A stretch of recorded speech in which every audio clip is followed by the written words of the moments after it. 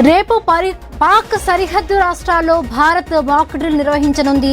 గుజరాత్, పంజాబ్, రాజస్థాన్, జమ్మూలో mock drill నిర్వహించేందుకు సైన్యం సిద్ధమవుతోంది. ప్రజలు అప్రమత్తంగా ఉండాలని కేంద్ర ప్రభుత్వం సూచించింది.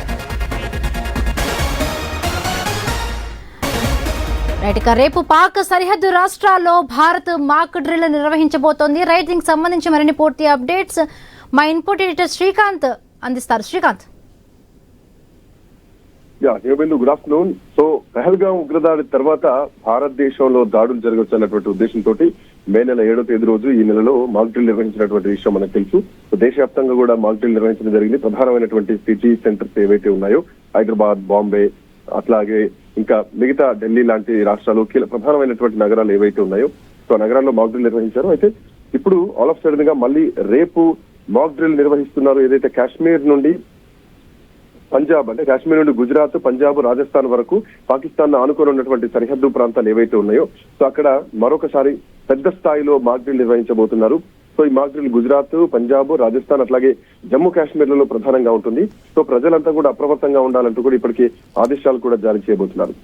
అయితే ఒకవైపు ఉగ్రవాదం లేదంటే ఖచ్చితంగా పిఓకే గురించి మాట్లాడదాం అనుకున్నటువంటి క్రమంలో పాకిస్తాన్ చేస్తున్నటువంటి కవ్వింపు చర్యలు ఏవైతున్నాయో పాకిస్తాన్ అధ్యక్షుడు షవాజ్ షరీఫ్ ఇప్పటికే అటు టర్కీ అధ్యక్షుడితో కలవడం, టర్కీ దేశాధ్యక్షుడితో కలుస్తున్నటువంటి క్రమంలో సో వాళ్ళు అంటే టర్కీ కూడా పాకిస్తాన్ అధ్యక్షుడు రావడం మాకు సంతోషంగా ఉంది అంటూ మిత్రత్వాన్ని బయట చెప్పుకుంటున్నటువంటి క్రమంలో సో ఏదో జరుగుతుంది అన్నటువంటి ఒక లీక్. అంటే ఎప్పుడు కేంద్రం ఏం జరగబోతోంది అన్నది మాత్రం చెప్పదు, బట్ అంతకంటే ముందు మాత్రం ఒక మాక్ డ్రిల్ నిర్వహిస్తుంది. సో మొన్నటిసారి కూడా మాక్ డ్రిల్ నిర్వహించిన ఆ రోజే, అంటే మాక్ డ్రిల్ నిర్వహించే కంటే ముందు రోజు రాత్రే ఆపరేషన్ సింధూర్ చేసినటువంటి విషయం తెలుసు. పాకిస్తాన్ లో ఉన్నటువంటి ఉగ్ర స్థావరాలు మొత్తం కూడా అంటే 9 ఉగ్ర స్థావరాలని ధ్వంసం చేసింది భారత త్రివిధ దళాలు. సో ఇప్పుడు మళ్ళీ ఇది చాలా కీలకం అని చెప్పాలి. అంటే గుజరాత్, పంజాబ్, రాజస్థాన్ వరకు పాకిస్తాన్ అనుకున్నటువంటి సరిహద్దులు ఏవైతే ఉన్నాయో ఇక్కడ ప్రధానంగా మన ఎయిర్ బేస్ క్యాంపులు ఉంటాయి, మన ఆర్మీ వింగ్ క్యాంపులన్నీ ఇక్కడే ఉంటాయి. సో బేస్ క్యాంప్స్ కూడా ఇక్కడే ఉంటాయి. సో సైనిక స్థావరాలతో పాటు కొన్ని ఏదైతే వైమానిక స్థావరాలు కూడా ఉన్నటువంటి పరిస్థితి.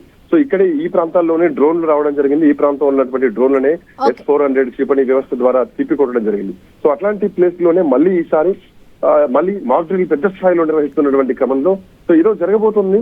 సో దానికోసం ముందస్తుగానే ప్రజల్ని సిద్ధం చేస్తున్నారు అన్నది మాత్రం ప్రధానంగా ఒక సంకేతం మాత్రం కనిపిస్తోంది. Right, thank you Srikanth, thanks for the updates.